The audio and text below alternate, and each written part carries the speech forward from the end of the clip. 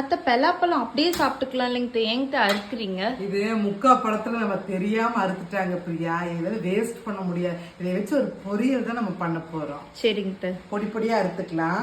சரிங்க. இந்த பலாப்பழத்தை நல்லா குட்டி குட்டியா அறுத்தாச்சுங்க. இது ஒரு தாளிச்சு நல்லா ஒரு பொரியல் மாதிரி ஸ்வீட்டா பண்ணிடலாங்களா? ஒரு ஸ்பூன் தேங்காய் எண்ணெய், கடுகு, ஒரு பெரிய வெங்காயம், ஒரு பச்சை மிளகாய், கருவேப்பிலை, அறுத்து வச்சதை போட்டுக்கலாங்க. பலாக்காயை, அளவான உப்பு, மஞ்சத்தூள், லைட்டாக தண்ணி ஊற்றி மூடி வச்சு வேக வச்சுக்கலாங்க. நல்லா பலாக்காய் நல்லா வெந்துருச்சுங்க. அதனால் பெப்பரை தூவிடலாங்க. தேங்காய் துருவல் போட்டுக்கலாங்க. மேலால கொத்தமல்லி தழை அப்படியே ஒரு கலக்குங்க. லைட்டாக திருப்பினா போதும்.